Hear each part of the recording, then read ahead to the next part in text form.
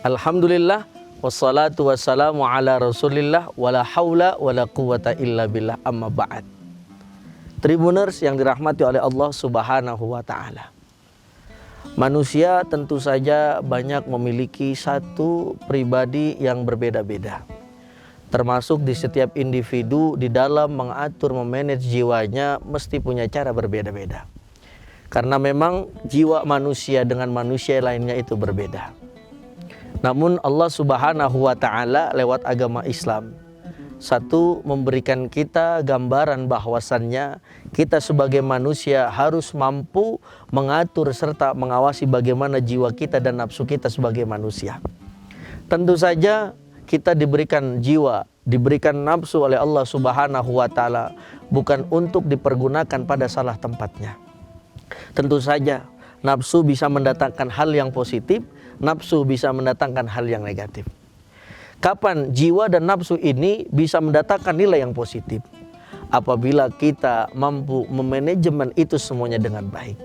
Contoh, di bulan suci Ramadan ini, tentu saja seperti ta'rif daripada as-saum ma'nahu al-man'u. Kita diperintahkan oleh Allah subhanahu wa ta'ala menahan hawa nafsu. Tentu nafsu apa yang harus kita lawan? Nafsu yang mendatangkan nilai negatif.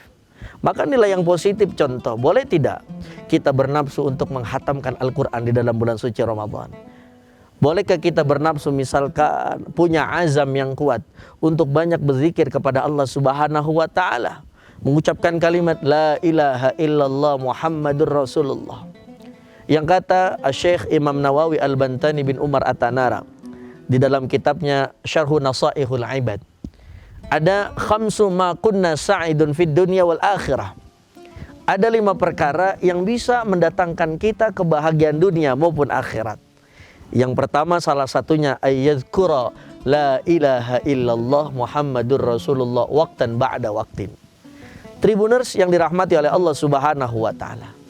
Jadi di bulan suci Ramadan ini kita diperintahkan oleh Allah subhanahu wa ta'ala untuk mengatur jiwa dan nafsu kita. Untuk apa kita pergunakan? Misalkan tadi seperti dikatakan, banyak-banyak baca Al-Quran, banyak berzikir kepada Allah subhanahu wa ta'ala. Inilah nafsu azam yang mendatangkan nilai positif yang luar biasa. Namun bagaimana cara memanajemen nafsu yang memang kadang-kadang meledak-ledak, terutama para kaum muda. Kaum muda biasanya itu tidak bisa menjaga hawa nafsunya, terutama nafsu yang mendatangkan hal-hal yang negatif.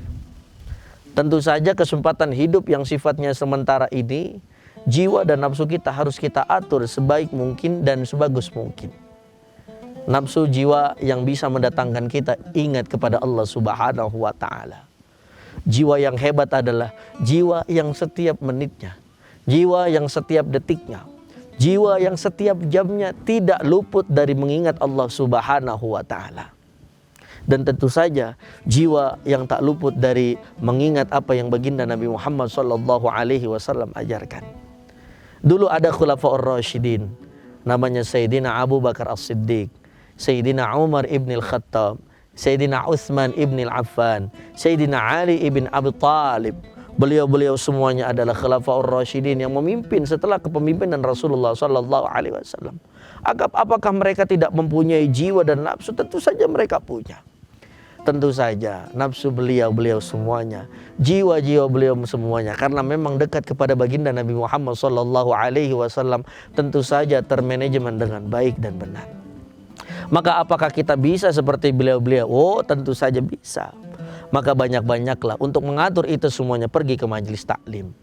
Kita datangin para ulama-ulama, kita datangi para masyayikh, kita datangi para habaib, kita datangi para kiai, para ustadz untuk menambah vitamin daripada kehidupan kita, terutama nilai positif.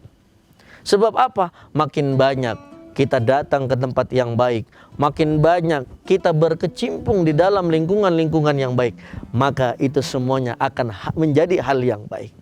Namun sebaliknya, ketika kita tidak mau pergi ke majelis taklim, sedangkan majelis taklim itu adalah satu teori, satu cara untuk mengedepankan kebaikan jiwa dan nafsu. Bayangkan kita tidak mau datang ke majelis taklim, kita tidak mau pergi bertanya kepada ustadz dan ustadzah serta masyayikh para habaib ketika kita menemukan satu problematika.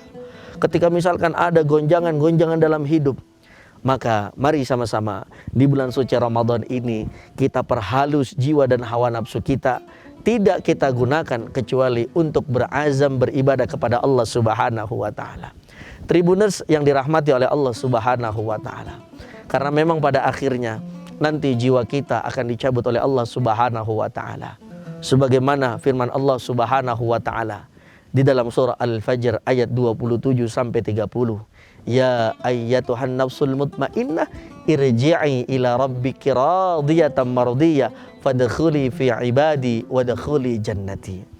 Maka ketika kita ingin masuk ke surganya Allah Subhanahu wa taala, kita harus menjadi hambanya Allah yang taat, menjadi hambanya Allah yang selalu mengingat Allah Subhanahu wa taala, sehingga bukan hanya ketenangan di dunia, namun ketenangan di akhirat yang akan kita dapatkan. Mudah-mudahan di dalam bulan suci Ramadan yang mulia ini kita semuanya termasuk orang-orang yang beruntung yang bisa memanajemen jiwa dan nafsu kita sebagai manusia. Pada akhirnya ada sebuah pantun. Ada bapak, ada emak, emak-emak memasak sop iga.